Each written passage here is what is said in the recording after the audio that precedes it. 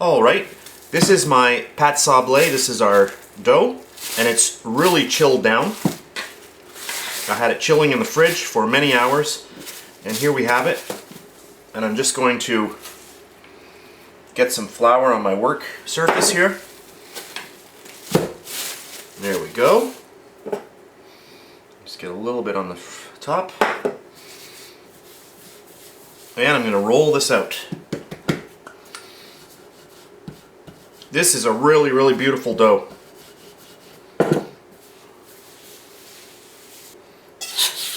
If you have an offset spatula, great little tip for using it, is just get a little bit of flour on it, and you can just slide it underneath, just like that. That's just a little trick. I'm going to get a little bit more flour now. There we go. And a little bit more on the top.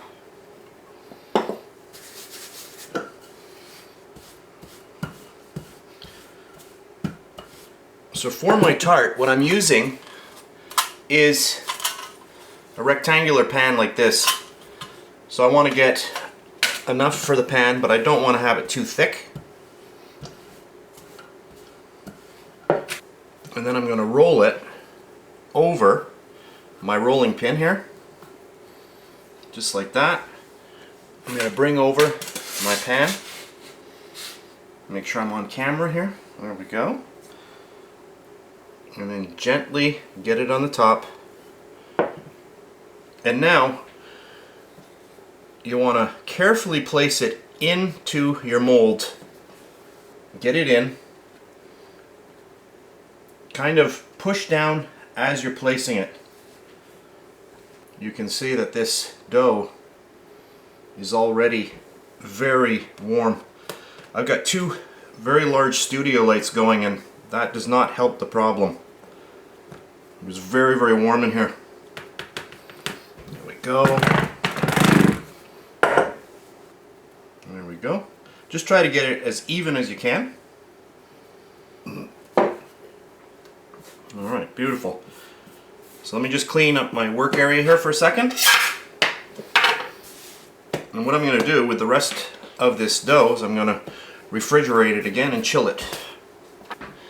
Alright, so what I'm going to do now is I'm going to take my fork and I'm just going to put a whole pile of little air holes here. And this is what we call docking. We just don't want the pastry to puff up while we're baking it later. So very important, make sure you do this. And what we're also going to do now is I'm going to chill this in the fridge for at least a half an hour. I'll probably let it go an hour. There we go. Alright, so I'm going to pop this in the fridge now to really chill it down, and I'll be back in about an hour. Alrighty, so I've had this in the fridge for about an hour, and I'm going to pop it in my oven now, 325 degrees Fahrenheit, for about 20 minutes. I just wanted to let you know that this size here is 13 3. Let me just try that again. It's 13 3/4 by 4 1/4, and by an inch high.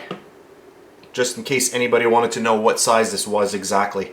So I'm going to pop this in the oven, and I'll be back to show you after it has baked. Alrighty, so I baked my tart shell for a total of 25 minutes, and we are ready to go. I have let this cool completely because we're going to be filling it with our pastry cream. And so what I'm going to do is I'm going to set up that next step, and we're going to get going on filling it up with the beautiful pastry cream. Alrighty, and the beauty, you remember earlier we had covered the pastry cream and we made sure that we touched the surface of the pastry cream with our plastic wrap, and the beauty of that is that you have no skin now, which is very, very nice. Now you can just take this and put it into your tart just with your spatula, but I'm going to use a piping bag today. So I'm just going to grab this and get it into my piping bag.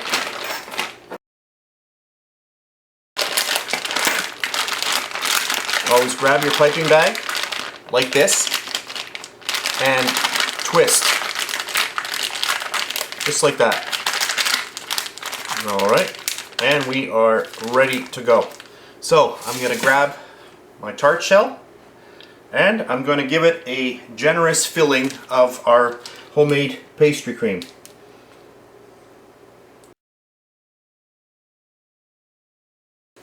And as you go, what you want to do is twist.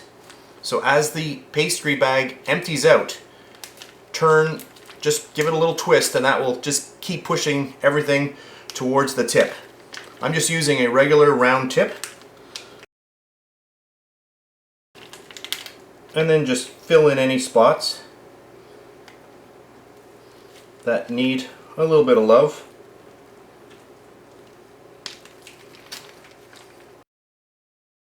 If you want everything, you just take your thumb and just push it right in the middle of the tip. You can get most of it out. So there we go. Beautiful. All right. Our next step is to fill this with beautiful fresh raspberries. And I just bought these, and I'll tell you what these are. These are, well, I'm going to give you the weight. If I can find the weight here, 12 ounces, 340 grams. So there we go. So we're going to open these up. I'm just going to give them a, oh, they smell good. All right, so what we're going to do is we're going to start placing them really, really nicely all along the top. I'm just going to show you that you can just make it flat if you wish. You don't really have to. But if there are any little lumps, you can just use a small, you can use the back of a spoon. Something that's got a little bit of a curve to it. There we go. Alrighty. And so what we're going to do, we're just going to start placing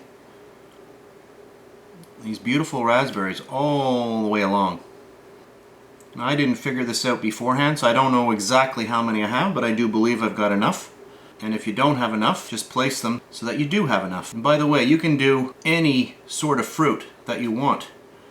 You can put kiwi, you can put kiwi and grape, you can do strawberry. Anything goes. So what I'm going to do is I'm just going to keep going on these, and I'll be back live when I'm finished.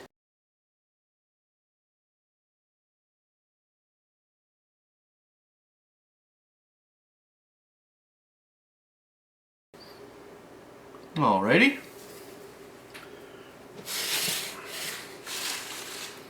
So you see that one there? That one's a little small. So I mean, if you want to replace it with something bigger and you just want to pop that one in your mouth, I'm not going to tell anybody. There you go. There's one that I kind of put upside down. I'll put a new one in there.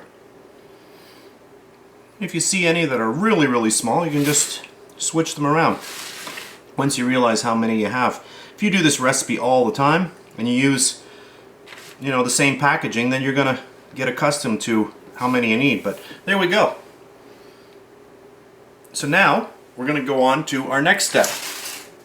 Alright, I just wanted to show you, I've got some raspberry glaze here, and simply what I did was I just took some raspberry jam and I heated it, and then I strained the whole mixture, and this is what I'm left with. And you can see right now it is very, very thick. So I'm going to microwave that, and then what we're going to do is we're going to paint it over the whole tart.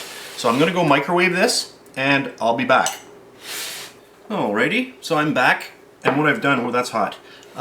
What I've done is I've microwaved this for 30 seconds in the microwave on high, and you can see how nice and liquidy this is now. You may have to reheat it another time if you don't do this very quickly, because it will thicken up rather quickly. So anyway, so just get yourself a little brush, and we're just going to start brushing all the raspberries. So we'll just go like this.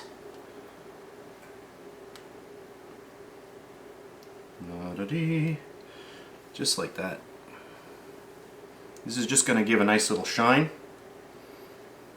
Now, in the pastry shop, we use apricot glaze because it's clear and it showcases all of the fruits, no matter what color they are.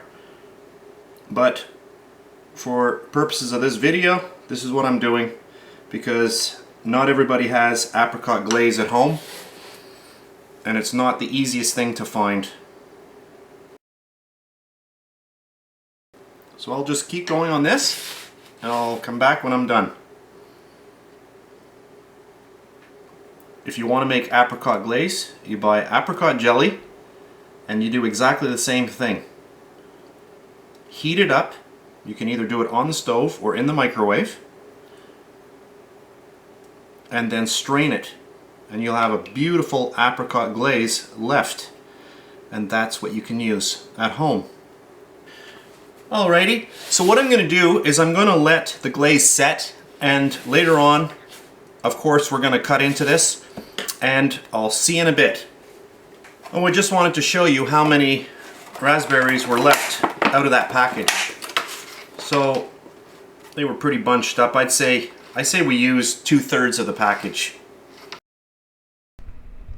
And here we have the final product, our raspberry tart. I just wanted to cut into it and show you how great it looks. We've got fresh raspberries on the top, covered with raspberry glaze, and also a homemade pastry cream on top of a shortbread crust. So there we have it. I hope you enjoyed this video. So that's it for now. I'll see you next time.